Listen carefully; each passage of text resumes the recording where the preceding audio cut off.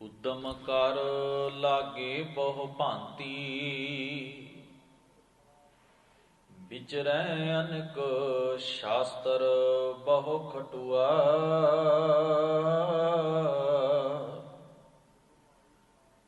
ਭਸਮ ਲਗਾਏ ਤੀਰਥ ਬਹੁ ਭ੍ਰਮ ਤੇ,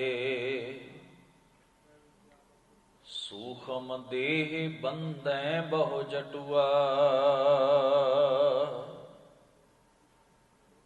ਉਦਮ ਕਰ ਲਾਗੇ ਬਹੁ ਭਾਂਤੀ, ਵਿਚਰਹਿ ਅਨਕ ਸ਼ਾਸਤਰ ਬਹੁ ਖਟੁਆ।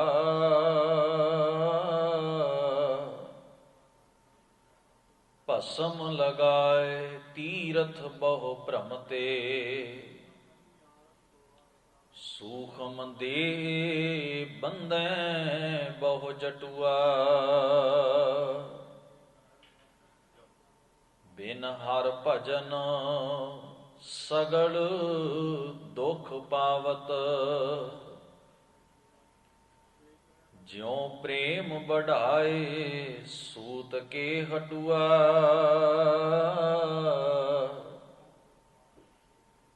ਪੂਜਾ ਚੱਕਰ ਕਰਤ ਸੋਮ ਪਾਕਾ, ਅਨਕ ਭਾਂਤ ਥਾਟੈ ਕਰ ਥਟੁਆ। ਬਿਨ ਹਰ ਭਜਨ ਸਗਲ ਦੁਖ ਪਾਵਤ, ਜਿਉ ਪ੍ਰੇਮ ਬਢਾਏ ਸੂਤ ਕੇ ਹਟੁਆ। ਪੂਜਾ ਚੱਕਰ ਕਰਤ ਸੋਮ ਪਾਕਾ, ਅਨਿਕ ਭਾਂਤ ਥਾਟੈ ਕਰ ਥਟੁਆ। ਵਾਹਿਗੁਰੂ ਜੀ ਕਾ ਖਾਲਸਾ, ਵਾਹਿਗੁਰੂ ਜੀ ਕੀ ਫਤਿਹ। ਪਰਮ ਸਤਿਕਾਰਯੋਗ ਸਤਿਗੁਰੂ ਗੁਰੂ ਗ੍ਰੰਥ ਸਾਹਿਬ ਮਹਾਰਾਜ ਜੀ ਦੇ ਪਾਵਨ ਪਵਿੱਤਰ ਦਰਬਾਰ ਦੀਆਂ ਹਾਜ਼ਰੀਆਂ ਭਰਦਿਆਂ ਆਪ ਸਰਬੱਤ ਸੰਗਤ ਨੇ ਬੜੇ ਹੀ ਅਦਬ, ਪਿਆਰ, ਸਤਿਕਾਰ ਸਹਿਤ ਗੁਰੂ ਘਰ ਦੇ ਕੀਰਤਨੀ ਜਥੇ ਪਾਸੋਂ ਮਹਾਰਾਜ ਦੀ ਅੰਮ੍ਰਿਤਮਈ ਪਾਵਨ ਬਾਣੀ ਦਾ ਕੀਰਤਨ ਸ਼ਰਵਣ ਕੀਤਾ ਹੈ। ਸ਼ਹੀਦਾਂ ਦੇ ਸਰਤਾਜ ਪੰਜਵੇਂ ਪਾਤਸ਼ਾਹ ਧੰਨ ਧੰਨ ਗੁਰੂ ਅਰਜਨ ਸਾਹਿਬ ਮਹਾਰਾਜ ਜੀ ਦੀ ਉਚਾਰਨ ਕੀਤੀ ਹੋਈ ਮੁਬਾਰਕ ਬਾਣੀ, ਮੁੱਖ ਵਾਕ ਸਵਈਏ, ਜਿਨ੍ਹਾਂ ਦੀ ਲੜੀਵਾਰ ਕਥਾ ਵਿਚਾਰ ਆਪ ਜੀ ਰੋਜ਼ਾਨਾ ਹੀ ਗੁਰੂ ਦਰਬਾਰ ਦੀਆਂ ਹਾਜ਼ਰੀਆਂ ਭਰ ਕੇ ਸ਼ਰਵਣ ਕਰਦੇ ਹੋ। ਪਹਿਲੇ ਹਿੱਸੇ ਦੇ 9 ਸਵਈਏ ਧੰਨ ਗੁਰੂ ਅਰਜਨ ਸਾਹਿਬ ਮਹਾਰਾਜ ਜੀ ਦੇ ਉਚਾਰਨ ਕੀਤੇ ਹੋਏ ਜੋ ਆਪਾਂ ਵਿਚਾਰ ਚੁੱਕੇ ਹਾਂ। ਦੂਸਰੇ ਹਿੱਸੇ ਦੇ ਇਹ 11 ਸਵਈਏ, ਕੁੱਲ 20 ਸਵਈਏ ਧੰਨ ਗੁਰੂ ਅਰਜਨ ਸਾਹਿਬ ਮਹਾਰਾਜ ਜੀ ਨੇ ਆਪਣੇ ਪਾਵਨ ਮੁਖਾਰ ਬਿੰਦ ਤੋਂ ਉਚਾਰਨ ਕੀਤੇ ਹਨ। ਇਸ ਤੋਂ ਅਗੇਰੇ 11 ਭੱਟ ਸਾਹਿਬਾਨਾਂ ਦੇ ਉਚਾਰਨ ਕੀਤੇ ਹੋਏ ਸਵਈਏ ਪਹਿਲੀ ਪਾਤਸ਼ਾਹੀ ਤੋਂ ਲੈ ਕੇ 5ਵੀਂ ਪਾਤਸ਼ਾਹੀ ਤੱਕ ਉਚਾਰਨ ਕੀਤੇ ਹੋਏ ਉਹ ਦਰਜ ਨੇ, ਸੁਭਾਏਮਾਨ ਨੇ। ਗੁਰਬਾਣੀ ਦੇ ਖੋਜੀ ਵਿਦਵਾਨ ਜਨਾਂ ਦਾ ਮੰਨਣਾ ਹੈ ਕਿ ਸਾਰੇ ਸਵਈਏ ਮਹਾਰਾਜ ਨੇ ਆਪਣੇ ਔਰ ਭੱਟ ਸਾਹਿਬਾਨਾਂ ਦੇ ਇੱਕ ਜਗ੍ਹਾ ਤੇ ਇਕੱਤਰ ਕੀਤੇ ਹਨ। ਔਰ ਇਹਨਾਂ 20 ਸਵਈਆਂ ਨੂੰ ਜਿਹੜੇ ਮਹਾਰਾਜ ਗੁਰੂ ਅਰਜਨ ਸਾਹਿਬ ਨੇ ਉਚਾਰਨ ਕੀਤੇ, ਭੱਟਾਂ ਦੇ ਸਵਈਆਂ ਦੇ ਮੁੱਖ ਬੰਦ ਵਜੋਂ ਸਤਿਗੁਰੂ ਮਹਾਰਾਜ ਨੇ ਆਪ ਦਰਜ ਕੀਤੇ ਨੇ ਉਚਾਰਨ ਕਰਕੇ। ਦੂਸਰੇ ਹਿੱਸੇ ਦੇ 11 ਸਵਈਆਂ ਵਿੱਚੋਂ 9 ਸਵਈਏ ਇੱਕ ਸਾਰ ਚੱਲਦੇ ਨੇ। 10ਵੇਂ ਸਵਈਏ ਦੇ ਅੱਗੇ ਫਿਰ 1 ਅੰਕ ਆਉਂਦਾ ਹੈ, ਫਿਰ 10 ਆਉਂਦਾ ਹੈ। 11ਵੇਂ ਸਵਈਏ ਦੇ ਅੱਗੇ 2 ਅੰਕ ਆਉਂਦਾ ਹੈ, ਫਿਰ 11 ਅੰਕ ਆਉਂਦਾ ਹੈ। ਜਿਹੜੇ ਗੁਰਬਾਣੀ ਦੇ ਕਾਵ ਰੰਗ ਦੇ ਜਾਣਕਾਰ ਨੇ ਉਹਨਾਂ ਦਾ ਮੰਨਣਾ ਹੈ ਕਿ 11 ਅਤੇ 12, 10ਵਾਂ ਅਤੇ 11ਵਾਂ ਸਵਈਆ ਜੋ ਹੈ ਧੰਨ ਗੁਰੂ ਅਰਜਨ ਸਾਹਿਬ ਜੀ ਦਾ ਉਚਾਰਨ ਕੀਤਾ ਹੋਇਆ, ਉਹਦੀ ਲੈ ਪਹਿਲੇ ਸਵਈਆਂ ਨਾਲੋਂ ਥੋੜ੍ਹੀ ਕੁ ਫਰਕ ਦੀ, ਇਸ ਕਰਕੇ ਮਹਾਰਾਜ ਨੇ ਉੱਥੇ ਆ ਕੇ ਅੰਕ ਆਪਣੇ ਜਿਹੜੇ ਸਾਨੂੰ ਬਦਲੀ ਕਰ ਦਿੱਤੇ। ਸਤਿਗੁਰੂ ਧੰਨ ਗੁਰੂ ਅਰਜਨ ਸਾਹਿਬ ਮਹਾਰਾਜ ਦਾ ਉਚਾਰਨ ਕੀਤਾ ਹੋਇਆ ਇਹ 11ਵਾਂ ਦੂਜੇ ਹਿੱਸੇ ਦਾ ਅਤੇ ਅਖੀਰਲਾ 20ਵਾਂ ਸਵਈਆ ਆਪ ਜੀ ਨੇ ਸ਼ਰਵਣ ਕੀਤਾ ਹੈ। ਧੰਨ ਗੁਰੂ ਅਰਜਨ ਸਾਹਿਬ ਮਹਾਰਾਜ ਜੀ ਬਖਸ਼ਿਸ਼ ਕਰਦਿਆਂ ਹੋਏ ਆਖਦੇ ਨੇ, ਉਦਮ ਕਰ ਲਾਗੇ ਬਹੁ ਭਾਂਤੀ, ਵਿਚਰੈ ਅਨਕ ਸ਼ਾਸਤਰ ਬਹੁ ਖਟੂਆ। ਜਿਉਂ-ਜਿਉਂ ਮਨੁੱਖ ਨੂੰ ਆਪਣੇ ਜੀਵਨ ਦੀ ਤੰਗੀ ਮਹਿਸੂਸ ਹੋਈ, ਜੀਵਨ ਦੇ ਅੰਦਰ ਔਗਣਾਂ ਤੋਂ, ਚਸਕਿਆਂ ਤੋਂ, ਬਦੀ ਤੋਂ, ਮਨੁੱਖ ਦੀ ਸੁਰਤ ਨੇ ਮੋੜਾ ਖਾਧਾ ਵੀ ਕਿਸੇ ਨਾ ਕਿਸੇ ਤਰ੍ਹਾਂ ਉਸ ਸੱਚ ਦੀ ਭਾਲ ਕੀਤੀ ਜਾਏ ਜਿਸ ਸੱਚ ਤੋਂ ਬਿਨਾਂ ਮਨੁੱਖ ਦਾ ਜੀਵਨ ਅਧੂਰਾ ਹੈ, ਵਾਂਝਾ ਹੈ, ਦੁਖੀ ਹੈ। ਜਦੋਂ ਮਨੁੱਖ ਨੇ ਉਸ ਪਾਸੇ ਵੱਲ ਆਪਣਾ ਧਿਆਨ ਕੀਤਾ, ਰੁਖ ਕੀਤਾ, ਤਾਂ ਉਸ ਦੇ ਸਾਹਮਣੇ ਸਭ ਤੋਂ ਪਹਿਲੀ ਗੱਲ ਇਹ ਸੀ ਵੀ ਉਸ ਸੱਚ ਨੂੰ ਪਾਇਆ ਕਿਵੇਂ ਜਾਂਦਾ ਹੈ, ਉਸ ਨੂੰ ਕਿਵੇਂ ਜੀਵਨ ਵਿੱਚ ਹੰਢਾਇਆ ਜਾਏ, ਕਿਵੇਂ ਆਪਣੇ ਆਪ ਵਿੱਚ ਉਸ ਸੱਚ ਨੂੰ ਵਸਾਇਆ ਜਾ ਸਕਦਾ ਹੈ। ਇਸ ਵਾਸਤੇ ਅਨੇਕਾਂ ਹੀ ਜੁਗਤਾਂ ਜਿਹੜੀਆਂ ਸਾਨੂੰ ਈਜਾਦ ਹੋਈਆਂ ਧਰਮ ਦੇ ਨਾਂ ਦੇ ਉੱਤੇ। ਕਿਸੇ ਮਨੁੱਖ ਨੇ ਕੋਈ ਮਿਹਨਤ ਕੀਤੀ, ਕਿਸੇ ਮਨੁੱਖ ਨੇ ਕੋਈ ਯਤਨ ਕੀਤਾ, ਕਿਸੇ ਨੇ ਕਿਸੇ ਪਾਸੇ ਵੱਲ ਧਿਆਨ ਦੇ ਕੇ ਆਪਣੇ ਆਪ ਨੂੰ ਇਸ ਯੋਗ ਬਣਾਉਣ ਦਾ ਯਤਨ ਕੀਤਾ ਕਿ ਮੈਂ ਕਿਸੇ ਨਾ ਕਿਸੇ ਤਰੀਕੇ ਨਾਲ ਉਸ ਸੱਚ ਦੇ ਨੇੜੇ ਹੋ ਸਕਾਂ ਤੇ ਅਕਾਲ ਪੁਰਖ ਵਾਹਿਗੁਰੂ ਰੱਬ ਦੇ ਗੁਣਾਂ ਨੂੰ ਆਪਣੇ ਜੀਵਨ ਦਾ ਅੰਗ ਬਣਾ ਕੇ ਉਸ ਸੱਚ ਦਾ ਰੂਪ ਹੋ ਜਾਵਾਂ। ਧੰਨ ਗੁਰੂ ਅਰਜਨ ਸਾਹਿਬ ਮਹਾਰਾਜ ਉਸ ਵਿੱਚੋਂ ਯਤਨ ਕਰਦੇ ਨੇ। ਕੁਝ ਕੁ ਉਦਾਹਰਣ ਮਾਤਰ ਸਮਝਾ ਕੇ ਸਾਡੇ ਸਾਹਮਣੇ ਨਿਰਣਾ ਕਰਨ ਦਾ। ਹਜ਼ੂਰ ਆਖਦੇ ਨੇ, ਉਦਮ ਕਰ ਲਾਗੇ ਬਹੁ ਭਾਂਤੀ। ਉਦਮ ਦਾ ਅਰਥ ਹੁੰਦਾ ਹੈ ਮਿਹਨਤ ਕਰਨੀ, ਯਤਨ ਕਰਨਾ। ਬਹੁਤੇ ਲੋਕ ਅਨੇਕਾਂ ਤਰੀਕਿਆਂ ਦੀ ਮਿਹਨਤ ਕਰਦੇ ਨੇ, ਯਤਨ ਕਰਦੇ ਨੇ, ਘਾਲਣਾ ਘਾਲਦੇ ਨੇ, ਮਸ਼ੱਕਤ ਘਾਲਦੇ ਨੇ ਵੀ ਕਿਸੇ ਤਰ੍ਹਾਂ ਉਹ ਸੱਚ ਵਿੱਚ ਅਭੇਦ ਹੋ ਜਾਣ। ਉਹਨਾਂ ਯਤਨਾਂ ਦੇ ਵਿੱਚੋਂ ਧੰਨ ਗੁਰੂ ਅਰਜਨ ਸਾਹਿਬ ਮਹਾਰਾਜ ਟੂਕ ਮਾਤਰ ਜ਼ਿਕਰ ਕਰਦਿਆਂ ਹੋਇਆ ਆਖਦੇ ਨੇ, ਵਿਚਰੈ ਅਨਕ ਸ਼ਾਸਤਰ ਬਹੁ ਖਟੂਆ।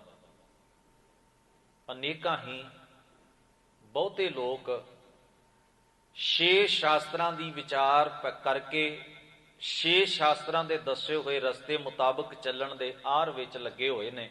ਖੋਜ ਕਰਦੇ ਨੇ ਵੀ ਕਿਹੜਾ ਸ਼ਾਸਤਰ 6 ਸ਼ਾਸਤਰ ਨੇ। ਸਨਾਤਨੀ ਮੱਤ ਦੇ 6 ਗ੍ਰੰਥ ਨੇ, 6 ਹੀ ਉਹਨਾਂ ਨੂੰ ਲਿਖਣ ਵਾਲੇ ਨੇ ਤੇ 6 ਹੀ ਉਹਨਾਂ ਦੇ ਵੱਖਰੇ ਵੱਖਰੇ ਸਿਧਾਂਤ ਨੇ। ਕੋਈ ਕਿਸੇ ਗੱਲ ਨੂੰ ਮੰਨਦਾ ਹੈ, ਕੋਈ ਕਿਸੇ ਗੱਲ ਨੂੰ ਮੰਨਦਾ ਹੈ, ਕੋਈ ਕਿਸੇ ਗੱਲ ਨੂੰ ਮੰਨਦਾ ਹੈ।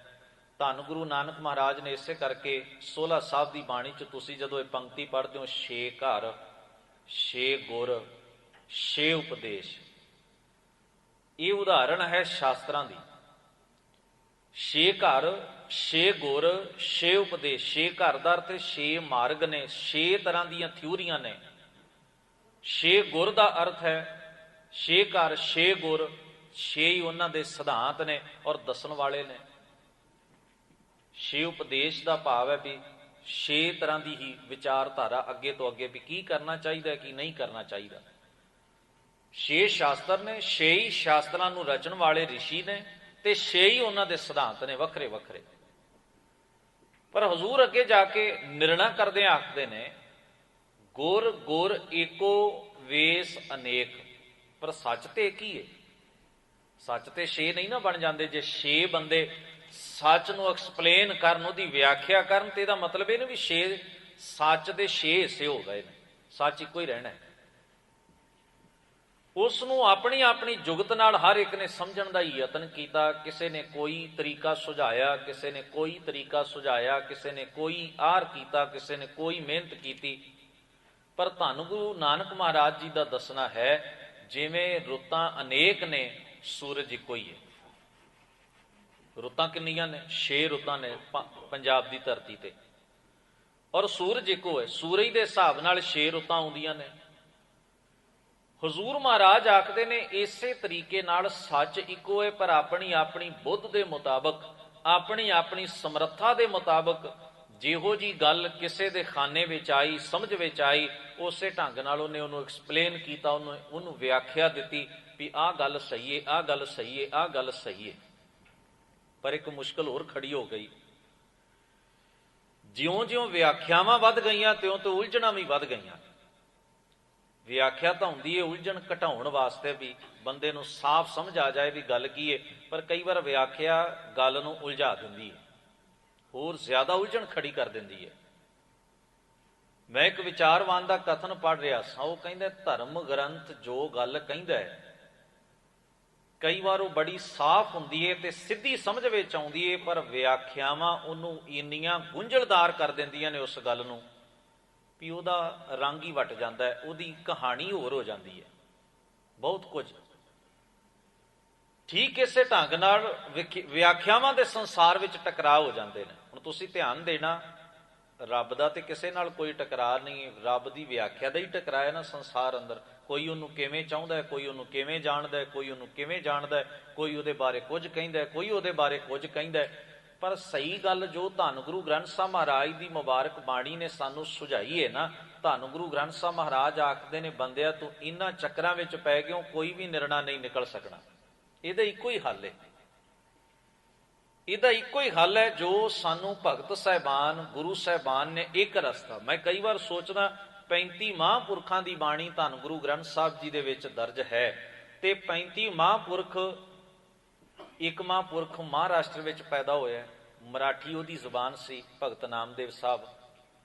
ਕੋਈ ਕਾਂਸ਼ੀ 'ਚ ਪੈਦਾ ਹੋਇਆ, ਕੋਈ ਕਾਂਸ਼ੀ ਦੇ ਨੇੜੇ ਕਿਸੇ ਨਿੱਕੇ ਜਿਹੇ ਪਿੰਡ ਵਿੱਚ ਭਗਤ ਰਵਿਦਾਸ ਜੀ ਉੱਥੇ ਪੈਦਾ ਹੋਏ ਨੇ, ਕਾਂਸ਼ੀ 'ਚ ਭਗਤ ਕਬੀਰ ਸਾਹਿਬ ਜਨਮੇ ਨੇ।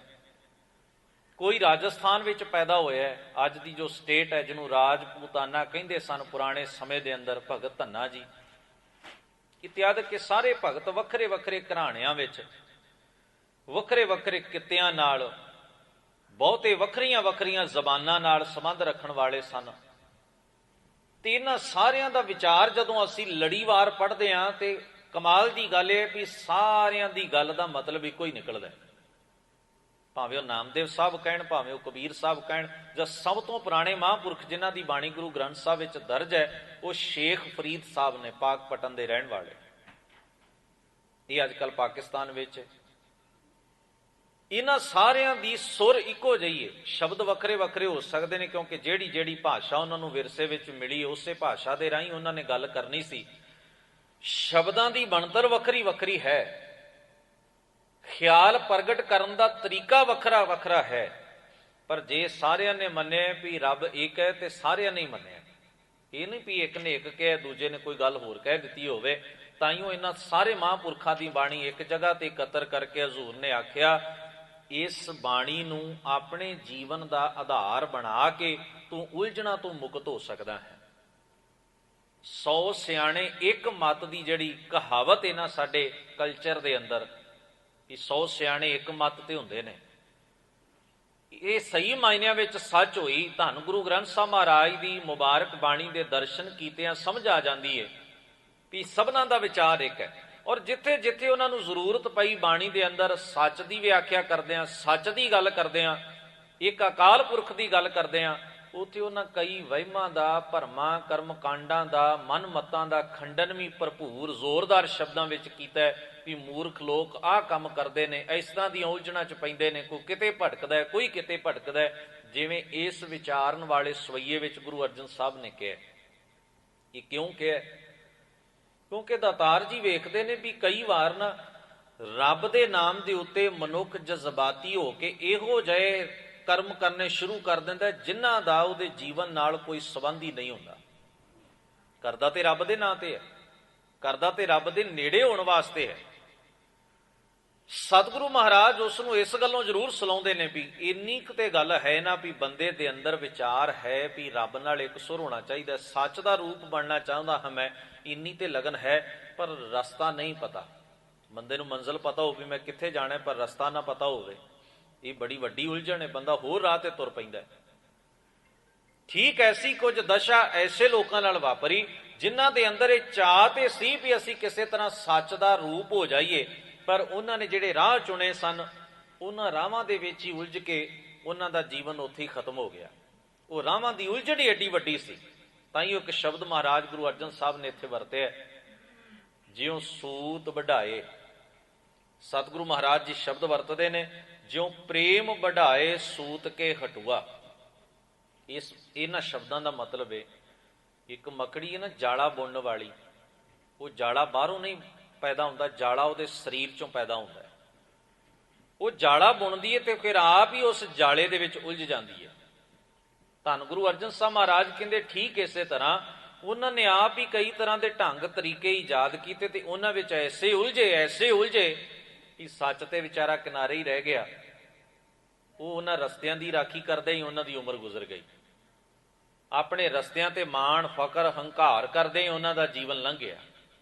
ਵੀ ਗੱਲ ਹੋਰ ਸੀ, ਜਾਣਾ ਕਿਧਰੇ ਹੋਰ ਸੀ, ਪਰ ਰਸਤੇ ਇਹ ਤਾਂ ਇਵੇਂ ਦੀ ਗੱਲ ਹੋਈ ਵੀ ਰਾਹ ਦੇ ਵਿੱਚ ਲੱਗੇ ਹੋਏ ਮੀਲ ਪੱਥਰ ਨੂੰ ਫੜ ਕੇ ਕੋਈ ਬਹਿ ਜਾਏ ਵੀ ਮੈਨੂੰ ਤਾਂ ਮੰਜ਼ਿਲ ਮਿਲ ਗਈ ਹੈ।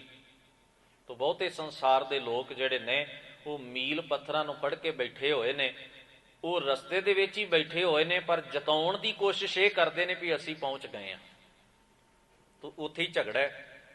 ਕਿਸੇ ਨੇ ਕੋਈ ਮੀਲ ਪੱਥਰ ਫੜਿਆ ਹੋਇਆ ਹੈ, ਕਿਸੇ ਨੇ ਕੋਈ ਮੀਲ ਪੱਥਰ ਫੜਿਆ ਹੋਇਆ ਹੈ, ਕੋਈ ਕਿਸੇ ਇਸ਼ਾਰੇ ਨੂੰ ਫੜ ਕੇ ਬੈਠਾ ਹੈ, ਕੋਈ ਕਿਸੇ ਇਸ਼ਾਰੇ ਨੂੰ ਫੜ ਕੇ ਬੈਠਾ ਹੈ, ਪਰ ਇਸ਼ਾਰਾ ਜਿਸ ਪਾਸੇ ਸੀ ਉਸ ਪਾਸੇ ਵੱਲ ਬਹੁਤੀ ਦੁਨੀਆ ਨੇ ਅਜੇ ਪੈਰ ਨਹੀਂ ਪਾਇਆ, ਤੁਰੇ ਨਹੀਂ, ਮੰਜ਼ਿਲ ਤੇ ਨਹੀਂ ਪਹੁੰਚੇ।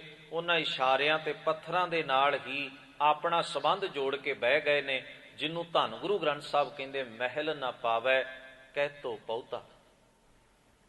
ਮੰਜ਼ਿਲ ਮਿਲੀ ਨਹੀਂ, ਦਾਵਾ ਕਰਦਾ ਵੀ ਮੈਂ ਪਹੁੰਚ ਗਿਆ ਹਾਂ, ਮੈਂ ਮੰਜ਼ਿਲ ਤੇ ਹਾਂ। ਗਰੀਬ ਨਵਾਜ ਬਖਸ਼ਿਸ਼ ਕਰਦਿਆਂ ਹੋਇਆਂ ਆਖਦੇ ਨੇ, ਉਦਮ ਕਰ ਲਾਗੇ ਬਹੁ ਭਾਂਤੀ। ਬੜੇ ਲੋਕ ਇਸ ਸਾਰ ਵਿੱਚ, ਇਸ ਮਿਹਨਤ ਵਿੱਚ, ਇਸ ਮਸ਼ੱਕਤ ਵਿੱਚ ਲੱਗੇ ਨੇ, ਵਿਚਰੇ ਵਿਚਾਰਦੇ ਨੇ। ਅਨਕ ਸ਼ਾਸਤਰ ਬਹੁ ਖਟੂਆ, 6 ਸ਼ਾਸਤਰਾਂ ਭਾਵ ਧਰਮ ਗ੍ਰੰਥਾਂ ਦੀ ਬਿਖਮ ਵਿਚਾਰ ਕਰਦੇ ਨੇ। ਬਹੁਤ ਡੂੰਘੀ ਖੋਜ ਜਾਣਦੇ ਨੇ ਉਹ ਧਰਮ ਗ੍ਰੰਥਾਂ ਦੀ। 6 ਸ਼ਾਸਤਰ ਤੇ ਇੱਥੇ ਸਤਿਗੁਰੂ ਜੀ ਨੇ ਪ੍ਰਤੀਕ ਵਜੋਂ ਵਰਤੇ ਨੇ। ਗੱਲ ਕੇਵਲ ਇਹ ਹੈ ਵੀ ਉਹ ਧਰਮ ਗ੍ਰੰਥਾਂ ਦੀ ਬੜੀ ਡੂੰਘੀ ਘੋਖ ਵਿਚਾਰ ਕਰਦੇ, ਉਹਨੂੰ ਪੜ੍ਹਦੇ ਨੇ, ਉਹਨੂੰ ਜਾਣਦੇ ਨੇ, ਉਹਨੂੰ ਸਮਝਣ ਦੀ ਕੋਸ਼ਿਸ਼ ਕਰਦੇ ਨੇ। ਇਸ ਆਰ ਵਿੱਚ ਅਨੇਕਾਂ ਹੀ ਦੁਨੀਆ ਲੱਗੀ ਹੋਈ ਹੈ ਵੀ ਸੱਚ ਦਾ ਰਾਹ ਸਾਨੂੰ ਪ੍ਰਾਪਤ ਹੋ ਜਾਏ, ਕਿਸੇ ਤਰ੍ਹਾਂ ਲੱਭ ਜਾਏ। ਅਗਲੇਰੇ ਬੰਦ ਵਿੱਚ ਹਜ਼ੂਰ ਨੇ ਆਖਿਆ, ਭਸਮ ਲਗਾਏ ਤੀਰਥ ਬਹੁ ਭ੍ਰਮ ਤੇ, ਤਨ ਦੇ ਉੱਤੇ ਸਵਾਹ ਮਲ ਲਈ। ਇਹ ਅਕਸਰ ਤਪਸਵੀ ਲੋਕ ਜਾਂ ਜੋਗੀ ਲੋਕ ਆਪਣੇ ਸਰੀਰ ਤੇ ਸਵਾਹ ਮਲਦੇ ਸਨ। ਇਹਦਾ ਭਾਵ ਹੁੰਦਾ ਸੀ ਵੀ ਅਸੀਂ ਆਪਣੇ ਅੰਦਰ ਦੀਆਂ ਵਾਸ਼ਨਾਵਾਂ ਨੂੰ ਖਤਮ ਕਰ ਰਹੇ ਹਾਂ, ਆਪਣੇ ਤਨ ਨੂੰ ਢੱਬਾ ਬਣਾ ਕੇ, ਕੁਢੰਗਾ ਬਣਾ ਕੇ, ਕਰੂਪ ਬਣਾ ਕੇ, ਭਾਵ ਵੀ ਅਸੀਂ ਆਪਣੇ ਸਰੀਰ ਦਾ ਮੋਹ ਵੀ ਛੱਡ ਦਿੱਤਾ ਹੈ। ਇਹ ਪ੍ਰਤੀਕ ਸਨ। ਤੇ ਕੁਝ ਉਹਨਾਂ ਵਿੱਚੋਂ ਐਸੇ ਵੀ ਸਨ ਜਿਹੜੇ ਸ਼ਮਸ਼ਾਨ ਭੂਮੀ ਵਿੱਚ, ਜਿੱਥੇ ਮੁਰਦੇ ਸਾੜੇ ਜਾਂਦੇ ਨੇ, ਉੱਥੇ ਜਾ ਕੇ ਉਸ ਸ਼ਮਸ਼ਾਨ ਘਾਟ ਦੀ ਉਹ ਰਾਖ, ਜਿਹੜੇ ਸਰੀਰ ਸੜੇ ਹੋਏ, ਉਹ ਸਵਾਹ ਆਪਣੇ ਤਨ ਤੇ ਮਲ ਲੈਂਦੇ ਸਨ ਵੀ ਮੌਤ ਵਾਂਗ ਜੀਵੀਏ। ਇਹ ਪ੍ਰਤੀਕ ਵਰਦੇ ਸਨ ਵੀ ਇੱਕ ਤਾਂ ਸਾਡੇ ਮਨ ਚੋਂ ਜੀਵਨ ਦੀ ਲਾਲਸਾ ਹੀ ਮੁੱਕ ਜਾਏ, ਮੋਹ ਹੀ ਨਾ ਰਵੇ ਇਸ ਤਨ ਦੇ ਨਾਲ, ਤੇ ਚੇਤਾ ਰਵੇ ਵੀ ਮਰ ਜਾਣਾ ਤੂੰ ਵੀ ਆਖਰ ਸਵਾਹ ਹੋ ਜਾਣਾ। ਕਈ ਤਰ੍ਹਾਂ ਦੇ ਪ੍ਰਤੀਕ ਵਰਤਦੇ ਸਨ। ਇਸ ਕਰਕੇ ਤਨ ਤੇ ਸਵਾਹ ਮਲ ਲੈਣੀ ਔਰ ਸ਼ਮਸ਼ਾਨ ਘਾਟ ਵਿੱਚ ਜਾ ਕੇ ਸਮਾਧੀਆਂ ਲਾਉਣੀਆਂ। ਉਹਨਾਂ ਦਾ ਖਿਆਲ ਹੁੰਦਾ ਸੀ ਵੀ ਇੱਥੇ ਜਾ ਕੇ ਮੌਤ ਦਾ ਡਰ ਰਹਿੰਦਾ ਮਨ ਅੰਦਰ, ਤੇ ਰੱਬ ਛੇਤੀ ਯਾਦ ਆਉਂਦਾ ਹੈ, ਰੱਬ ਛੇਤੀ ਚੇਤੇ ਵਿੱਚ ਆਉਂਦਾ ਹੈ। ਇਹ ਆਹਰ ਸਨ ਜਿਹੜੇ ਉਹ ਕਰਦੇ, ਯਤਨ ਸਨ ਜਿਹੜੇ ਉਹ ਕਰਦੇ ਸਨ। ਭਸਮ ਲਗਾਏ ਤੀਰਥ ਬਹੁ ਭ੍ਰਮ ਤੇ, ਕਈ ਤੀਰਥਾਂ ਦੇ ਉੱਤੇ ਉਹਨਾਂ ਨੇ ਤੁਰੇ ਫਿਰਨਾ, ਇੱਕ ਜਗ੍ਹਾ ਤੇ ਨਹੀਂ ਟਿਕਣਾ। ਇੱਕ ਤੀਰਥ ਤੋਂ ਦੂਜੇ, ਦੂਜੇ ਤੋਂ ਤੀਜੇ, ਤੀਜੇ ਤੋਂ ਚੌਥੇ। ਉਹਨਾਂ ਦਾ ਖਿਆਲ ਸੀ ਵੀ ਪਿੰਡਾਂ ਥਾਵਾਂ ਵਿੱਚ ਕੀ ਰਹਿਣਾ ਹੈ, ਸ਼ਹਿਰਾਂ ਵਿੱਚ, ਘਰਾਂ ਵਿੱਚ ਕੀ ਰਹਿਣਾ ਹੈ, ਤੀਰਥਾਂ ਤੇ ਤੁਰੇ ਰਹੋ, ਮਾਹੌਲ ਧਾਰਮਿਕ ਬਣਿਆ ਰਹਿੰਦਾ ਮਨ ਦਾ। ਇੱਕ ਤੀਰਥ ਤੋਂ ਦੂਜੇ, ਦੂਜੇ ਤੋਂ ਤੀਜੇ, ਮਾਹੌਲ ਤੁਹਾਡੇ ਅੰਦਰ ਧਾਰਮਿਕ ਬਣਿਆ ਰਹੇਗਾ। ਇਹ ਯਤਨ ਉਹ ਕਰਦੇ ਸਨ। ਭਸਮ ਲਗਾਏ ਤੀਰਥ ਬਹੁ ਭ੍ਰਮ ਤੇ, ਅੱਗੇ ਸ਼ਬਦ ਵਰਤੇ ਸੂਖਮ ਦੇ ਬੰਧੈ ਬਹੁ ਜਟੂਆ। ਇੰਨੇ ਤਪ ਸਾਧ ਦੇ ਦੁਖੀ ਕਰਦੇ ਸਨ ਆਪਣੇ ਸਰੀਰ ਨੂੰ ਵੀ ਸਰੀਰ ਨੂੰ ਕਮਜ਼ੋਰਾ ਕਰ ਲੈਂਦੇ ਸਨ। ਕਮਜ਼ੋਰ ਜਿਹਾ ਸਰੀਰ, ਵੀ ਸਰੀਰ ਨੂੰ ਕਮਜ਼ੋਰ ਕਰ ਲੈਣਾ, ਸਰੀਰ ਦੀ ਤਾਕਤ ਖਤਮ ਕਰ ਦੇਣੀ, એનર્ਜੀ ਵੇਸਟ ਕਰ ਦੇਣੀ। ਤਪ ਸਾਧ ਸਾਧ ਕੇ, ਪੁੱਠੇ ਲਟਕ ਕੇ, ਭੁੱਖੇ ਰਹਿ ਕੇ, ਪ੍ਰਾਣਾਯਾਮ ਕਰਕੇ, ਕਸਰਤਾਂ ਕਰਕੇ। ਉਹ ਇਸ ਕਰਕੇ ਵੀ ਜੇ ਸਰੀਰ 'ਚ ਸਤਿਆ ਹੀ ਨਾ ਰਹੀ, ਤਾਕਤ ਨਾ ਰਹੀ, ਤਾਂ ਆਪੇ ਹੀ ਮੋਹ ਖਤਮ ਹੋ ਜਾਏਗਾ, ਵਿਕਾਰ ਭੋਗਣ ਦੀ ਭਾਵਨਾ ਹੀ ਜੀਵਨ 'ਚੋਂ ਨਿਕਲ ਜਾਏਗੀ। ਬੰਧੈ ਬਹੁ ਜਟੂਆ ਦਾ ਅਰਥ ਹੈ ਆਪਣੇ ਕੇਸਾਂ ਦੀਆਂ ਜਟਾਵਾਂ ਬਣਾ ਲੈਣੀਆਂ। ਕੇਸ ਸਵਾਰਨੇ ਨਹੀਂ, ਜਟਾਵਾਂ ਬਣ ਜਾਣੀਆਂ, ਤਾਂ ਉਹ ਜਟਾਵਾਂ ਉਵੇਂ ਹੀ ਬੰਨ੍ਹ ਛੱਡਣੀਆਂ। ਇਹ ਸਾਰੇ ਯਤਨ ਨੇ ਜਿਹੜੇ ਧੰਨ ਗੁਰੂ ਅਰਜਨ ਸਾਹਿਬ ਮਹਾਰਾਜ ਕਹਿੰਦੇ ਨੇ ਸੱਚ ਦੀ ਪ੍ਰਾਪਤੀ ਹਿਤ ਐਸੇ ਅਣਗਿਣਤ ਹੀ ਯਤਨ ਜਿਹੜੇ ਨੇ ਉਹ ਮਨੁੱਖ ਰੱਬ ਦੇ ਨਾਂ ਦੇ ਉੱਤੇ, ਧਰਮ ਦੇ ਨਾਂ ਦੇ ਉੱਤੇ ਸਦੀਆਂ ਤੋਂ ਕਰ ਰਿਹਾ ਸੀ, ਕਰਦਾ ਆ ਰਿਹਾ ਤੇ ਅੱਜ ਵੀ ਕਰ ਰਿਹਾ ਕਿਸੇ ਨਾ ਕਿਸੇ ਰੂਪ ਅੰਦਰ। ਪਰ ਹਜ਼ੂਰ ਨੇ ਇੱਕ ਸ਼ਬਦ ਵਰਤਿਆ, ਬਿਨ ਹਰ ਭਜਨ ਸਗਲ ਦੁੱਖ ਪਾਵਤ। ਇਹ ਸਾਰੇ ਅਨੇਕਾਂ ਯਤਨ ਕਰਨ ਵਾਲੇ ਅਕਾਲ ਪੁਰਖ ਦੇ ਗੁਣਾਂ ਤੋਂ ਵਾਂਝੇ ਹੋਏ, ਉਹਦੀ ਯਾਦ ਨੂੰ ਆਪਣੇ ਦਿਲ ਚੋਂ ਕੱਢ ਕੇ ਰੱਬ ਦੇ ਗੁਣਾਂ ਤੇ ਉਹਦੇ ਹੁਕਮ ਤੋਂ ਬਾਹਰੇ ਜਾ ਕੇ ਸਤਿਗੁਰੂ ਕਹਿੰਦੇ ਨੇ ਇਹ ਸਾਰੇ ਆਪਣੇ ਹੀ ਦੁੱਖ ਆਪ ਹੀ ਸੇੜ ਰਹੇ ਨੇ। ਕਿਸੇ ਨੂੰ ਤੇ ਤਕਲੀਫ ਹੈ ਨਾ ਫਿਜ਼ੀਕਲੀ, ਸਰੀਰਕ, ਉਹ ਤਾਂ ਦੁਖੀ ਹੈ, ਪਰ ਇਹ ਤੇ ਆਪ ਦੁੱਖ ਸੇੜ ਰਹੇ ਨੇ। ਕਿਸੇ ਨੂੰ ਰੋਟੀ ਨਹੀਂ ਮਿਲਦੀ, ਉਹ ਤਾਂ ਦੁਖੀ ਹੈ ਵੀ ਮੈਂ ਭੁੱਖਾ ਮਰ ਰਿਹਾ, ਪਰ ਇਹ ਤਾਂ ਜਾਣ ਕੇ ਭੁੱਖੇ ਮਰ ਰਹੇ ਨੇ। ਕਿਸੇ ਨੂੰ ਇਹ ਤਕਲੀਫ ਹੈ ਵੀ ਉਹਨੂੰ ਪਹਿਨਣ ਯੋਗ ਕੱਪੜਾ ਤਨ ਢੱਕਣ ਲਈ ਨਹੀਂ ਮਿਲ ਰਿਹਾ, ਪਰ ਇਹ ਤਾਂ ਆਪ ਕੱਪੜੇ ਦਾ ਤਿਆਗ ਕਰ ਚੁੱਕੇ ਨੇ। ਕਈਆਂ ਨੂੰ ਤਕਲੀਫ ਹੈ ਵੀ ਘਰ ਨਹੀਂ ਹੈ ਸਾਡੇ ਕੋਲ, ਪਰ ਇਹਨਾਂ ਤੇ ਘਰ ਆਪ ਛੱਡਿਆ। ਕਈਆਂ ਨੂੰ ਇਸ ਗੱਲ ਦੀ ਚਿੰਤਾ ਹੈ ਕਿ ਉਹਨਾਂ ਦਾ ਸਰੀਰ ਕਮਜ਼ੋਰਾ ਤੇ ਨਕਾਰਾ ਹੋ ਰਿਹਾ ਬਿਮਾਰੀਆਂ ਦੇ ਕਾਰਨ, ਪਰ ਇਹਨਾਂ ਤੇ ਬਿਮਾਰੀਆਂ ਆਪ ਸੇੜੀਆਂ ਤੇ ਸਰੀਰ ਨੂੰ ਕਮਜ਼ੋਰਾ ਤੇ ਨਕਾਰਾ ਕਰ ਲਿਆ। ਸਤਿਗੁਰੂ ਕਹਿੰਦੇ ਬਿਨ ਹਰ ਭਜਨ ਸਗਲ ਦੁੱਖ ਪਾਵਤ। ਤੇ ਅੱਗੇ ਸ਼ਬਦ ਵਰਤਿਆ, ਜਿਉ ਪ੍ਰੇਮ ਵਢਾਏ ਸੂਤ ਕੇ ਹਟੂਆ। ਇੱਕ ਟਹਿਣਾ ਕਹਿਣਾ ਜਿਹੜਾ ਹੈ, ਇੱਕ ਜੀਵ ਛੋਟਾ ਜਿਹਾ ਕੀੜਾ, ਜਿਵੇਂ ਰੇਸ਼ਮ ਹੈ ਨਾ, ਜਿਹੜਾ ਰੇਸ਼ਮ ਵੀ ਕੀੜੇ ਦੇ ਅੰਦਰੋਂ ਬਾਹਰ ਨਿਕਲਣ ਵਾਲਾ ਜਿਹੜਾ ਤਰਲ ਪਦਾਰਥ ਹੈ ਉਹਦੇ ਤੋਂ ਪੈਦਾ ਹੁੰਦਾ ਹੈ। ਰੇਸ਼ਮ ਕੀੜੇ ਦੇ ਅੰਦਰੋਂ ਨਿਕਲਦਾ ਹੈ। ਸਤਿਗੁਰੂ ਮਹਾਰਾਜ ਕਹਿੰਦੇ ਨੇ ਜਿਵੇਂ ਕੀੜੇ ਦੇ ਅੰਦਰੋਂ ਤਾਰਾਂ ਪੈਦਾ ਹੁੰਦੀਆਂ ਨੇ ਤੇ ਉਹਨਾਂ ਤਾਰਾਂ ਦੇ ਵਿੱਚ ਹੀ ਉਲਝ ਕੇ ਖੱਪ ਕੇ ਮਰ ਜਾਂਦਾ ਹੈ, ਇਸੇ ਤਰ੍ਹਾਂ ਮਨੁੱਖ ਆਪਣੇ ਹੀ ਕਈ ਵਾਰ ਜੰਜਾਲਾਂ ਵਿੱਚ ਐਸਾ ਉਲਝ ਜਾਂਦਾ ਹੈ ਵੀ ਜਿਹੜੇ ਕੰਮ ਨੂੰ ਤੁਰਿਆ ਹੁੰਦਾ ਹੈ ਨਾ, ਉਸ ਪਾਸੇ ਉਹਦੀ ਗੱਲ ਲਗਨ ਲੱਗਦੀ ਨਹੀਂ, ਆਪਣੇ ਰਸਤਿਆਂ ਵਿੱਚ ਹੀ ਉਲਝ ਜਾਂਦਾ ਹੈ। ਰਸਤਿਆਂ ਵਿੱਚ ਇਹਦਾ ਮੈਂ ਇੱਕ ਪ੍ਰਤੀਕ ਆਪ ਜੀ ਦੇ ਸਾਹਮਣੇ ਰੱਖਾਂ। ਧਰਮ ਦੀ ਦੁਨੀਆ ਵਿੱਚ ਇੱਕ ਬੜੀ ਵੱਡੀ ਉਲਝਣ ਹੈ। ਬੰਦਾ ਸਹੀ ਗੱਲ ਨੂੰ ਸਮਝਣ ਦੀ ਬਜਾਏ ਜਿਹੜੇ ਇਸ਼ਾਰੇ ਕੀਤੇ ਜਾਂਦੇ ਨੇ ਨਾ ਵੀ ਧਾਰਮਿਕ ਮਹਾਂਪੁਰਖਾਂ ਵੱਲੋਂ ਵੀ ਆਹ ਕੰਮ ਤੁਸੀਂ ਐਵੇਂ ਕਰ ਲੈਣਾ, ਇਹਨੂੰ ਐਵੇਂ, ਉਸਦੇ ਭਾਵ ਨੂੰ ਸਮਝਣ ਦੀ ਬਜਾਏ ਨਾ ਲੋਕ ਉਹਨਾਂ ਇਸ਼ਾਰਿਆਂ ਨੂੰ ਫੜ ਕੇ ਸਿੰਬਲ ਨੂੰ ਫੜ ਕੇ ਬਹਿ ਜਾਂਦੇ ਨੇ। ਇਸ ਕਰਕੇ ਸਾਰਾ ਝਗੜਾ ਧਰਮ ਦੀ ਦੁਨੀਆ ਅੰਦਰ ਜਿੰਨਾ ਵੀ ਝਗੜਾ ਹੈ ਨਾ, ਉਹ ਧਰਮ ਦਾ ਨਹੀਂ ਹੈ, ਬੇਸਮਝੀ ਦਾ ਹੈ। ਤੇ ਉਹ ਬੇਸਮਝੀ ਤਾਂ ਹੈ ਵੀ ਅਸਲ ਮਕਸਦ ਨੂੰ ਸਮਝਣ ਦੀ ਬਜਾਏ ਲੋਕ ਜਾਂ ਤਾਂ ਲਫ਼ਜ਼ਾਂ ਦੀ ਲੜਾਈ ਲੜਦੇ ਨੇ, ਜਾਂ ਉਹਨਾਂ ਇਸ਼ਾਰਿਆਂ ਨੂੰ ਆਪਣਿਆਂ ਨੂੰ ਫੜ ਕੇ ਬੈਠੇ ਨੇ, ਆਪਣੀਆਂ ਤਕਨੀਕਾਂ, ਆਪਣੀਆਂ ਫੀਲਿੰਗ ਜਿਹੜੀਆਂ ਨੇ ਉਹਨੂੰ ਧਰਮ ਬਣਾਉਣ ਦੀ ਕੋਸ਼ਿਸ਼ ਕਰਦੇ ਨੇ। ਸਾਰਾ ਰੌਲਾ ਹੀ ਧਰਮ ਦੀ ਦੁਨੀਆ ਦਾ ਇੱਥੇ ਖੜਾ ਹੈ। ਸਾਰੇ ਕੋਈ ਸੁੱਚ ਭਿੱਟ ਤੇ ਲੜ ਰਿਹਾ, ਕੋਈ ਰੱਬ ਦਾ ਨਾਮ ਕਿਵੇਂ ਲਿਆ ਜਾਏ ਇਸ ਗੱਲ ਤੇ ਲੜ ਰਿਹਾ, ਤੇ ਰੱਬ ਦਾ ਨਾਮ ਕਿਹੜਾ ਲਿਆ ਜਾਏ ਇਸ ਗੱਲ ਤੇ ਝਗੜਾ ਹੈ। ਅਜੀਬ ਕਿਸਮ ਦੇ ਮਾਹੌਲ ਨੇ ਧਰਮ ਦੀ ਦੁਨੀਆ ਦਾ। ਜਦੋਂ ਤੁਸੀਂ ਇਹ ਮਾਹੌਲ ਵੇਖੋ ਤੇ ਇੱਕ ਨਿਸ਼ਚਾ ਜ਼ਰੂਰ ਕਰ ਲੈਣਾ ਵੀ ਪੱਲੇ ਕਿਸੇ ਦੇ ਵੀ ਕੱਖ ਹੈ ਨਹੀਂ, ਇਹ ਰੌਲਾ ਹੀ ਹੈ। ਕਿਉਂਕਿ ਹਰ ਆਦਮੀ ਜਤਾਉਣ ਤੇ ਲੱਗਿਆ ਵੀ ਮੈਨੂੰ ਅਸਲੀਅਤ ਪਤਾ ਹੈ ਤੇ ਮੈਂ ਕਮਾ ਚੁੱਕਿਆ। ਧੰਨ ਗੁਰੂ ਗ੍ਰੰਥ ਸਾਹਿਬ ਜੀ ਦੀ ਬਾਣੀ ਦਾ ਇਹ ਸ਼ਬਦ ਮੈਂ ਅੱਗੇ ਵੀ ਇੱਕ ਦਿਨ ਸਾਂਝਾ ਕੀਤਾ ਸੀ, ਜਿਹਦੇ ਚ ਭਗਤ ਜੀ ਨੇ ਆਖਿਆ, ਕਾਏ ਰੇ ਬਕਬਾਦ ਲਾਇਓ ਜਿਨ ਹਰ ਪਾਇਓ ਤਿਨੈ ਛਪਾਇਓ। ਛਪਾਇਓ ਦਾ ਅਰਥ ਇਹ ਹੈ ਵੀ ਤੁਹਾਡੇ ਵਾਂਗੂ ਦੁਕਾਨ ਖੋਲ ਕੇ ਨਹੀਂ ਬਹਿ ਗਿਆ ਰੱਬ ਦੀ ਵੀ ਮੇਰੇ ਕੋਲ ਰੱਬ ਹੈ, ਮੈਂ ਰੱਬ ਮਿਲਾਉਣਾ। ਰੱਬ ਮਿਲਾਇਆ ਵੀ ਕੋਈ ਮਿਲ ਸਕਦਾ। ਗੁਰੂ ਨਾਨਕ ਮਹਾਰਾਜ ਸੱਚੇ ਪਾਤਸ਼ਾਹ ਇੰਨੀ ਹੀ ਕਿ ਹਰ ਇੱਕ ਨੂੰ ਅਸੀਸ ਦਿਆ ਕਰਦੇ ਸਨ। ਉਹਨਾਂ ਦੀ ਜੀਵਨ ਗਾਥਾ ਵਿੱਚ ਇਸ ਗੱਲ ਦਾ ਜ਼ਿਕਰ ਹੈ, ਕਿਸੇ ਨੂੰ ਉਹਨਾਂ ਅਸੀਸ ਦੇਣੀ ਤੇ ਇੰਨਾ ਹੀ ਕਹਿਣਾ, ਕਰਤਾਰ ਚੇਤਾਏ। ਤੇ ਜੇ ਕੋਈ ਕਹਿ ਦੇਵੇ ਬਾਬਾ ਜੀ ਤੁਸੀਂ ਅਸੀਸ ਤੇ ਦੇ ਦਿੱਤੀ ਵੀ ਕਰਤਾਰ ਚੇਤਾਏ, ਅਸੀਸ ਤੇ ਬੜੀ ਚੰਗੀ ਹੈ, ਮਨ ਨੂੰ ਹੁਲਾਰਾ ਦੇਣ ਵਾਲੀ, ਮਨ ਦੀ ਖੜੋਤ ਤੋੜਨ ਵਾਲੀ, ਮਨ ਦਾ ਧਿਆਨ ਇਸ ਪਾਸੇ ਲਿਜਾਣ ਵਾਲੀ ਏ, ਪਰ ਰੱਬ ਮਿਲਾ ਦਿਓ। ਤੇ ਹਜ਼ੂਰ ਇਤਨਾ ਹੀ ਕਹਿੰਦੇ ਸਨ, ਕੋਈ ਮੇਰੇ ਕੰਟਰੋਲ ਵਿੱਚ ਹੋਵੇ ਤੇ ਮੈਂ ਮਿਲਾ ਦਿਆਂ ਨਾ, ਮੇਰੇ ਕਾਬੂ ਵਿੱਚ ਹੋਵੇ ਗੱਲ। ਮਿਲਣਾ ਨਾ ਮਿਲਣਾ ਇਹ ਮਨੁੱਖ ਦੀ ਆਪਣੀ ਚਾਹਤ ਹੈ, ਆਪਣੀ ਇੱਛਾ ਹੈ। ਉਹਨੂੰ ਦੱਸਿਆ ਜਾ ਸਕਦਾ, ਸਮਝਾਇਆ ਜਾ ਸਕਦਾ, ਪਰ ਜ਼ਬਰਦਸਤੀ ਮਿਲਾਇਆ ਨਹੀਂ ਜਾ ਸਕਦਾ। ਗੁਰਬਾਣੀ ਵਿੱਚ ਵੀ ਇੱਕ ਗੱਲ ਬਾਰ-ਬਾਰ ਸਤਿਗੁਰਾਂ ਨੇ ਆਖੀ ਹੈ ਵੀ ਗੁਰੂ ਦੇ ਰਾਹੀਂ ਅਕਾਲ ਪੁਰਖ ਮਿਲਦਾ, ਪਰ ਉੱਥੇ ਵੀ ਇੱਕ ਕੰਡੀਸ਼ਨ ਹੈ, ਜੇ ਗੁਰੂ ਦੀ ਮੱਤ ਨੂੰ ਤੂੰ ਮੰਨਦਾ ਹੈ, ਗੁਰੂ ਦੇ ਉਪਦੇਸ਼ ਮੁਤਾਬਕ ਤੂੰ ਚੱਲਦਾ ਹੈ, ਤਾਂ ਸਹਿਜ ਸੁਭਾਅ ਹੀ ਅਕਾਲ ਪੁਰਖ ਨਾਲ ਤੇਰਾ ਮਿਲਾਪ ਹੋਏਗਾ। ਇਹ ਨਹੀਂ ਕਿਹਾ ਵੀ ਗੁਰੂ ਰੱਬ ਦੀ ਤੈਨੂੰ ਬਾਂਹ ਫੜਾ ਕੇ ਜਾਏਗਾ, ਐਸਾ ਨਹੀਂ ਕਿਹਾ। ਕਿਉਂਕਿ ਜੇ ਤੂੰ ਅੱਖਾਂ ਖੋਲ ਕੇ ਰਾਜ਼ੀ ਨਹੀਂ ਤੇ ਤੇਰੇ ਸਾਹਮਣੇ ਭਾਵੇਂ ਕੋਈ 50 ਦੀਵੇ ਬਾਲ ਦੇਵੇ, ਉਹਦੇ ਨਾਲ ਤੈਨੂੰ ਕੀ ਫਰਕ ਪੈਣਾ? ਜੇ ਤੂੰ ਅੱਖਾਂ ਨਹੀਂ ਖੋਲਣੀਆਂ, ਤੇਰੇ ਸਾਹਮਣੇ 50 ਦੀਵੇ ਕੋਈ ਬਾਲ ਦੇਵੇ ਤਾਂ ਉਹਦਾ ਤੈਨੂੰ ਇੱਕ ਵੀ ਰਤੀ ਭਰ ਵੀ ਲਾਭ ਨਹੀਂ ਹੋ ਸਕਦਾ। ਤਾਂ ਅੱਖ ਤੇ ਤੂੰ ਖੋਲਣੀ ਹੈ, ਜਾਗਣਾ ਤੇ ਤੂੰ ਹੈ, ਸੁਚੇਤ ਤੇ ਤੂੰ ਹੋਣਾ, ਤੁਰਨਾ ਤੇ ਤੂੰ ਹੈ। ਤੈਨੂੰ ਚੁੱਕ ਕੇ ਨਹੀਂ ਇਹ ਪੈਂਡਾ ਤੈਅ ਕੀਤਾ ਜਾ ਸਕਦਾ। ਸੋ ਇੱਕ ਬਾਤ ਨੂੰ ਸਮਝ ਲੈਣਾ ਜ਼ਰੂਰੀ ਹੈ ਧਰਮ ਦੀ ਦੁਨੀਆ ਦੇ ਅੰਦਰ, ਵੀ ਸੰਸਾਰ ਦੇ ਅੰਦਰ ਝਗੜਾ ਧਰਮ ਦਾ ਨਹੀਂ, ਧਰਮ ਦੇ ਪ੍ਰਤੀ ਬੇਸਮਝੀ ਦਾ ਹੈ।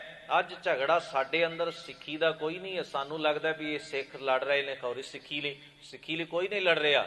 ਬੇਸਮਝੀ ਹੈ ਸਿੱਖੀ ਦੇ ਪ੍ਰਤੀ, ਇਸ ਕਰਕੇ ਆਪਸ ਚ ਲੜ ਰਹੇ ਨੇ। ਜਾਂ ਤਾਂ ਨਿੱਜੀ ਗਰਜ ਲਈ ਲੜ ਰਹੇ ਨੇ, ਸਵਾਰਥ ਲਈ ਲੜ ਰਹੇ ਨੇ, ਆਪਣੀ ਬੇਅਕਲੀ ਦਾ ਵਿਖਾਵਾ ਕਰਨ ਲਈ ਲੜ ਰਹੇ ਨੇ। ਹੋਰ ਕੋਈ ਝਗੜਾ ਹੀ ਨਹੀਂ ਹੋ ਸਕਦਾ।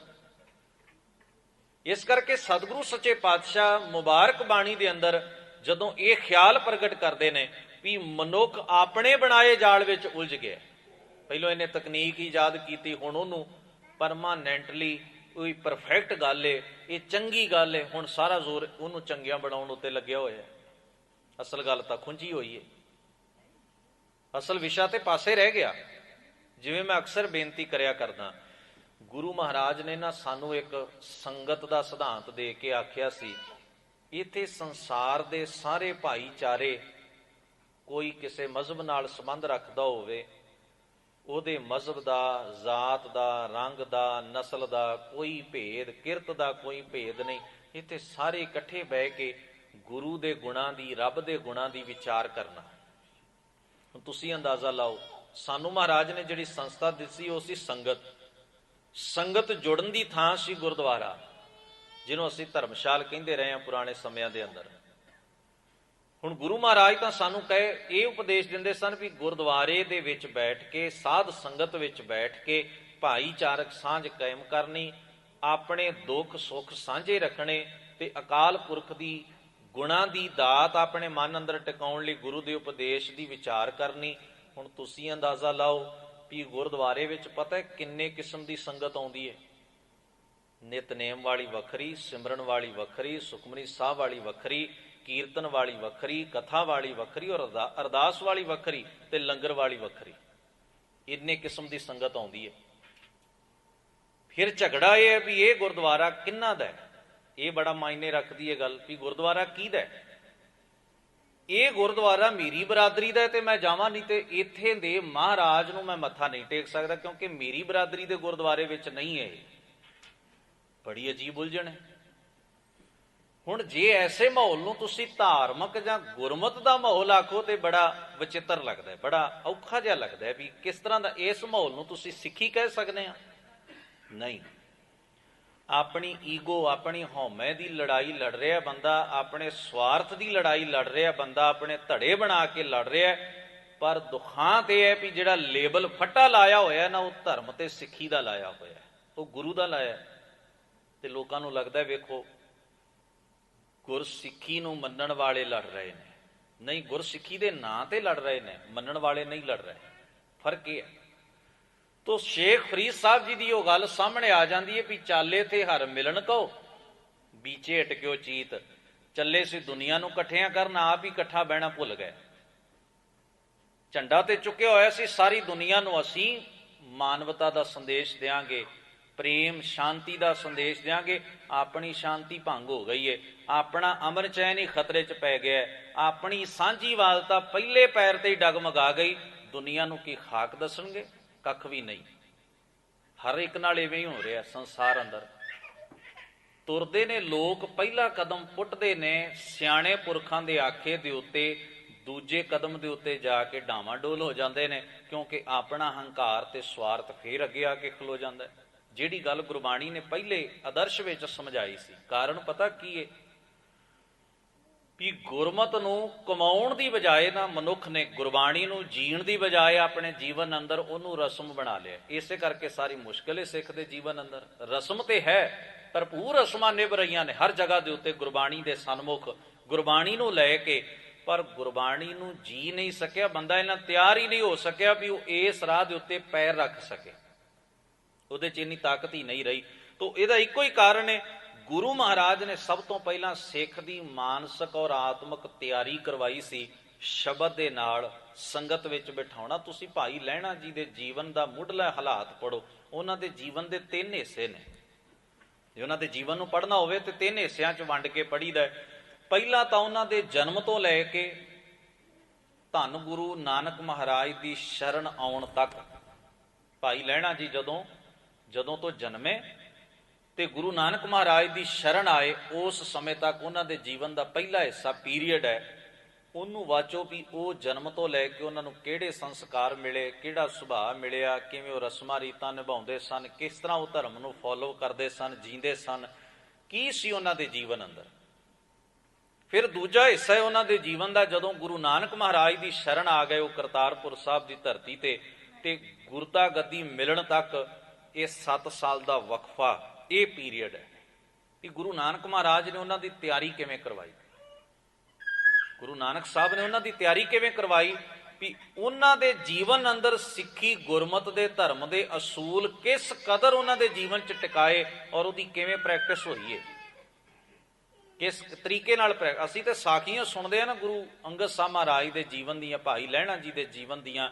ਗੁਰੂ ਸਾਹਿਬ ਨੇ ਉਹਨਾਂ ਨੂੰ ਇਵੇਂ ਕਿਹਾ, ਉਹਨਾਂ ਨੇ ਇਵੇਂ ਕੀਤਾ, ਇਵੇਂ ਕਿਹਾ। ਨਹੀਂ, ਇਹ ਤੇ ਪ੍ਰਤੀਕ ਨੇ। ਤਾਂ 4 ਸਾਖੀਆਂ ਵੱਧ ਤੋਂ ਵੱਧ। ਕਿਸੇ ਸਿੱਖ ਨੂੰ ਕਹੋ ਵੀ ਗਿਣ ਕੇ ਦੱਸੇ ਕਿੰਨੀਆਂ ਸਾਖੀਆਂ ਨੇ।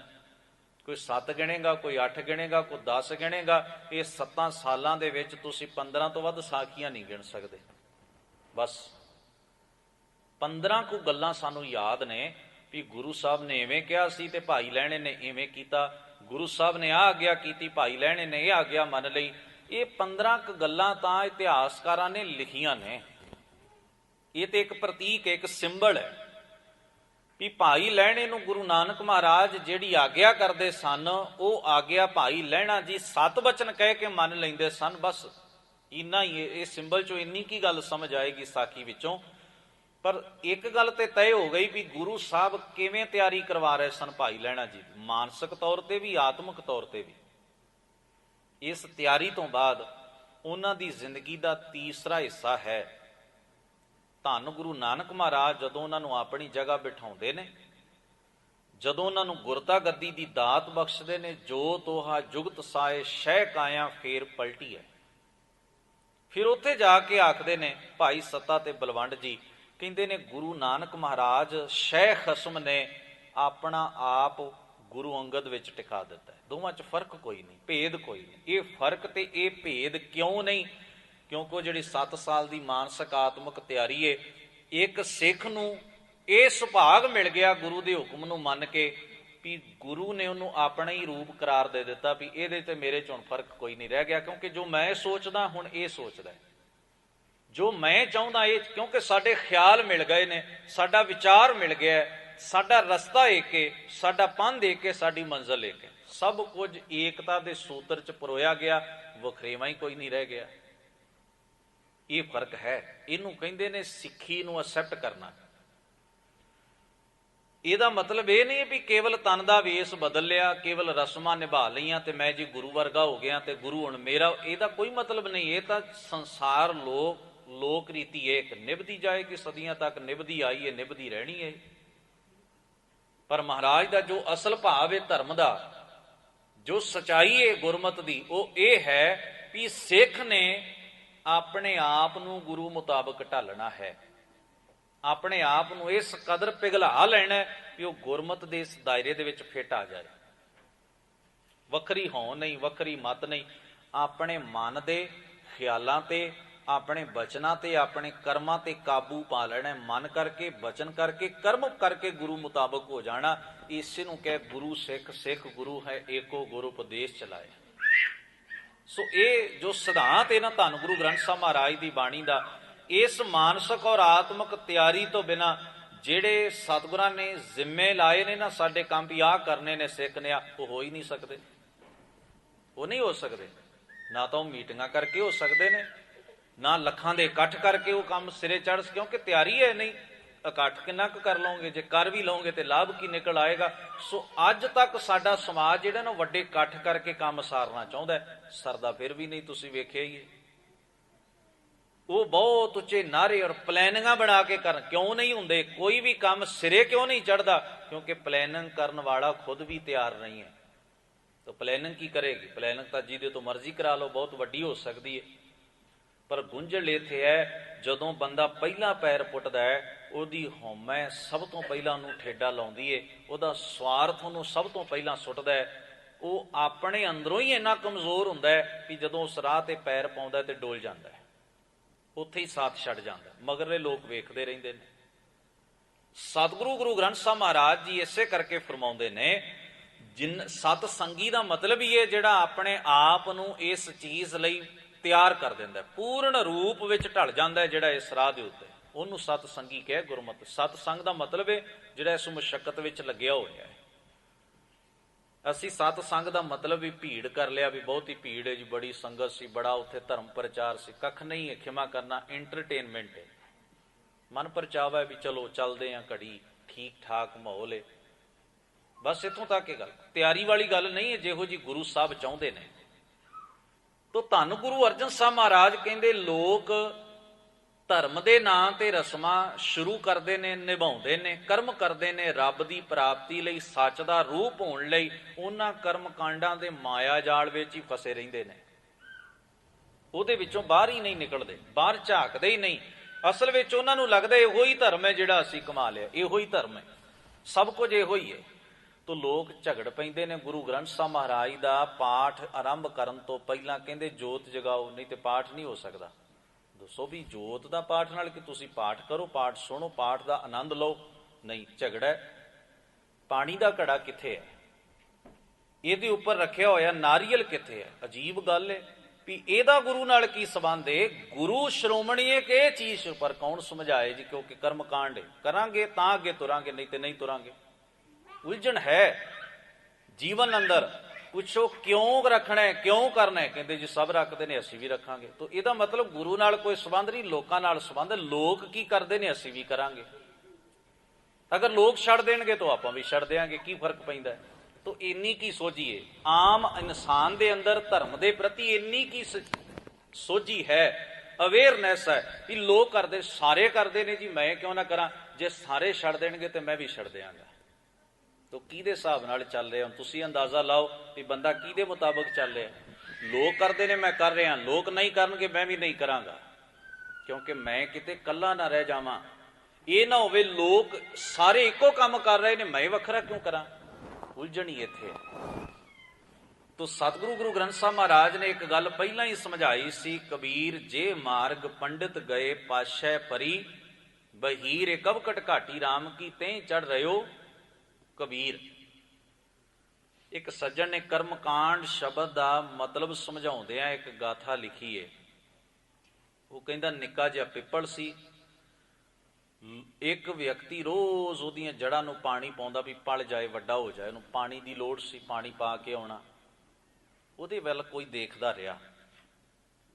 ਹੁਣ ਸੁਭਾਵਕ ਹੀ ਉਹ ਬੰਦਾ ਘਰੋਂ ਸੁਖੀ ਸੀ, ਚੰਗਾ ਆਰਾਮ ਦਾ ਜੀਵਨ ਜਿਉਂਦਾ, ਸਕੂਨ ਦਾ ਜੀਵਨ ਜਿਉਂਦਾ, ਪਰ ਉਹਦੀ ਇੱਕ ਲਗਨ ਸੀ ਵੀ ਇਹ ਰੁੱਖ ਵੱਡਾ ਹੋ ਜਾਏ, ਰੋਜ਼ ਪਾਣੀ ਪਾਉਂਦਾ। ਉਹਨੂੰ ਲੱਗਿਆ ਇਹ ਇਸ ਕਰਕੇ ਸੁਖੀ ਹੈ ਕਿਉਂਕਿ ਇਹ ਪਿੱਪਲ ਨੂੰ ਪਾਣੀ ਪਾਉਂਦਾ ਹੈ। ਗੱਲ ਕੋਈ ਹੋਰ ਹੈ। ਸੁਖੀ ਤਾਂ ਉਹ ਵੈਸੇ ਹੀ ਕੁਦਰਤੀ ਨੈਚੁਰਲ ਸੀ, ਆਪਣੇ ਘਰ ਵੀ ਸਾਧਨ ਚੰਗੇ ਸਨ, ਚੰਗਾ ਜੀਂਦਾ ਸੀ, ਮਾਣ ਸਤਿਕਾਰ ਚੰਗਾ ਸੀ, ਰਿਸ਼ਟ ਪੁਸ਼ਟ ਸੀ, ਇਹ ਤਾਂ ਨੈਚੁਰਲੀ ਉਹਦੇ ਕੋਲ ਸਾਰਾ ਕੁਝ ਸੀ। ਪਰ ਪਿੱਪਲ ਨੂੰ ਪਾਣੀ ਉਹ ਇਸ ਕਰਕੇ ਪਾਉਂਦਾ ਸੀ ਵੀ ਵੱਡਾ ਹੋ ਜਾਏ। ਉਹ ਤਾਂ ਜੜ ਨੂੰ ਪਾਣੀ ਪਾ ਕੇ ਆਉਂਦਾ ਵੀ ਇਹ ਵੱਡਾ ਹੋਵੇ ਦਰਖਤ। ਜਿਵੇਂ ਅਕਸਰ ਲਗਨ ਹੁੰਦੀ ਵੀ ਆਪਣੇ ਹੱਥੀਂ ਪੌਦਾ ਲਾਇਆ ਹੋਵੇ ਤੇ ਬੰਦਾ ਉਹਨੂੰ ਪਾਲਦਾ ਹੈ, ਪਰ ਵੇਖਣ ਵਾਲੇ ਨੇ ਉਹਦੇ ਘਰ ਦੀ ਖੁਸ਼ਹਾਲੀ ਨੂੰ ਪਿੱਪਲ ਨਾਲ ਜੋੜ ਕੇ ਵੇਖਿਆ ਵੀ ਇਹ ਤਾਂ ਸੁਖੀ ਹੈ ਕਿਉਂਕਿ ਰੋਜ਼ ਪਿੱਪਲ ਨੂੰ ਪਾਣੀ ਪਾਉਂਦਾ ਹੈ। ਉਲਝਣ ਖੜੀ ਹੋ ਗਈ। ਵੇਖਣ ਵਾਲੇ ਨੇ ਜੋ ਵੇਖਿਆ ਉਹਦਾ ਆਪਣਾ ਦ੍ਰਿਸ਼ਟੀਕੋਣ, ਆਪਣਾ ਨਜ਼ਰੀਆ ਸੀ। ਹੁਣ ਉਹ ਵੀ ਜਾ ਕੇ ਪਾਣੀ ਪਾਉਣ ਲੱਗਿਆ, ਰੋਜ਼ ਪਿੱਪਲ ਨੂੰ ਪਾਣੀ ਪਾਉਂਦਾ ਹੈ। ਕਦੇ 8 ਦਿਨ ਹੀ ਇੱਕ ਦਿਨ ਉਹਨੇ ਚੁਣ ਲਿਆ ਵੀ ਚਲੋ ਇਸ ਦਿਨ ਇੱਕ ਰੂਟੀਨ ਬਣਾ ਲਈ। ਪਰ ਅਜੀਬ ਗੱਲ ਇਹ ਸੀ ਵੀ ਉਹ ਪਾਣੀ ਪਿੱਪਲ ਦੀ ਜੜ ਨੂੰ ਨਹੀਂ, ਤਣੇ ਤੇ ਹੀ ਪਾ ਕੇ ਆ ਜਾਂਦਾ ਸੀ। ਉਹਨੂੰ ਕਿਸੇ ਨੇ ਪੁੱਛਿਆ ਵੀ ਕੀ ਕਰਦਾ ਹੈ? ਪਾਣੀ ਤੇ ਬਾਹਰ ਪਾਸੇ ਡੋਲ ਲਾਉਣਾ ਹੈ ਤੇ ਪਿੱਪਲ ਨੂੰ ਤੂੰ ਪਾਣੀ ਪਾਉਣ ਜਾਂਦਾ, ਉਹਦੇ ਤਣੇ ਤੇ ਪਾਣੀ ਸੁੱਟ ਕੇ ਆ ਜਾਂਦਾ ਤੂੰ। ਕਹਿਣ ਲੱਗਿਆ ਬਸ ਲੋਕ ਇਵੇਂ ਕਰਦੇ ਨੇ, ਇਹਦੇ ਨਾਲ ਸੁੱਖ ਮਿਲਦਾ ਹੈ, ਪਰਿਵਾਰ ਠੀਕ ਠਾਕ ਰਹਿੰਦਾ ਹੈ, ਤੰਦਰੁਸਤੀ ਮਿਲਦੀ ਹੈ, ਕੋਈ ਉਲਝਣ ਨਹੀਂ ਆਉਂਦੀ, ਵਿਪਦਾ ਨਹੀਂ ਆਉਂਦੀ। ਜੇ ਪਿੱਪਲ ਨੂੰ ਪਾਣੀ ਪਾਈਏ ਤੇ ਇੰਨੇ ਫਾਇਦੇ ਹੁੰਦੇ ਨੇ। ਹੁਣ ਗੱਲ ਕੀ ਸੀ ਤੁਸੀਂ ਅੰਦਾਜ਼ਾ ਲਾਓ। ਪਰ ਇੰਨਾ ਵੜ ਸੰਸਾਰ ਚ ਲੈਂਦਾ ਕੌਣ, ਇਹਨਾਂ ਸੋਚਦਾ ਕੌਣ ਹੈ? ਆਪਣੇ ਇਹਨਾਂ ਸਭ ਜੰਜਾਲਾਂ ਦੇ ਬਾਰੇ ਇੰਨੀ ਗਹਿਰਾਈ ਨੂੰ ਕੌਣ ਮਾਪਦਾ? ਬਸ ਕਰਮ ਕਰਨਾ ਹੈ, ਲੋਕਾਂ ਨੇ ਵੇਖ ਵੇਖ ਕੇ ਕਰ ਰਹੇ ਨੇ। ਤੋ ਪਾਣੀ ਵੀ ਭਲੇ ਮਾਨਸ ਨੇ ਜੜ ਨੂੰ ਨਹੀਂ ਪਾਇਆ, ਤਣੇ ਤੇ ਹੀ ਡੋਲ ਕੇ ਆ ਗਿਆ ਵੀ ਜੇ ਗਿਆ ਤੇ ਘੱਟੋ ਘੱਟ ਉਹਦੀ ਜੜ ਨੂੰ ਤੇ ਪਾਣੀ ਪਾ। ਉਹ ਵੀ ਪਾਸੇ ਹੀ ਡੋਲ ਕੇ ਉਹਨੂੰ ਥੋੜਾ ਜਿਹਾ ਪਾਸੇ ਤੋਂ ਗਿੱਲਾ ਕਰਕੇ ਸੋਚਿਆ ਵੀ ਕਰਨਾ ਤੇ ਕਰਮ ਕਾਂਡ ਹੈ ਨਾ, ਨਿਭਾਉਣੀ ਤੇ ਇੱਕ ਰਸਮ ਹੈ ਨਾ, ਤੇ ਪੂਰਤੀ ਕਰਨੀ ਇੱਕ ਵਹਿਮ ਦੀ, ਇੱਕ ਭਰਮ ਦੀ ਅੰਦਰ, ਹੋਰ ਤੇ ਗੱਲ ਹੀ ਕੋਈ ਨਹੀਂ। ਸੋ ਇਵੇਂ ਇਹਨੂੰ ਕਹਿੰਦੇ ਨੇ ਕਰਮ ਕਾਂਡ, ਵੀ ਸਚਾਈ ਦਾ ਗਿਆਨ ਨਹੀਂ ਹੈ, ਕੰਮ ਕਰਨ ਦੀ ਕੋਈ ਮਤਲਬ ਨਹੀਂ, ਸੈਂਸ ਨਹੀਂ ਵੀ ਕਿਵੇਂ ਹੋਣਾ ਚਾਹੀਦਾ ਹੈ, ਪਰ ਕਰਨਾ ਹੈ ਬਸ। ਭਾਵੇਂ ਗਲਤੀ ਹੋਵੇ ਕਰਦੇ ਰਹਿਣਾ, ਕਰਦੇ ਰਹਿਣਾ, ਲਗਾਤਾਰ ਕਰਦੇ ਰਹਿਣਾ, ਇਹਨੂੰ ਕਰਮਕਾਂਡ ਕਹਿੰਦੇ ਨੇ। ਇਹ ਪਰਿਭਾਸ਼ਾ ਕਰਮਕਾਂਡ ਦੀ ਇੱਕ ਸੌਖੀ ਕਹਾਣੀ ਦੇ ਰਾਹੀਂ ਉਸ ਸੱਜਣ ਨੇ ਸਮਝਾਈ। ਸਤਿਗੁਰੂ ਗੁਰੂ ਅਰਜਨ ਸਾਹਿਬ ਮਹਾਰਾਜ ਆਖਦੇ ਨੇ, ਪੂਜਾ ਚੱਕਰ ਕਰਤ ਸੋਮ ਪਾਕਾ। ਪੂਜਾ ਦਾ ਅਰਥ ਹੁੰਦਾ ਹੈ, ਪੂਜਾ ਦਾ ਅਰਥ ਵੈਸੇ ਤੇ ਸਤਿਕਾਰ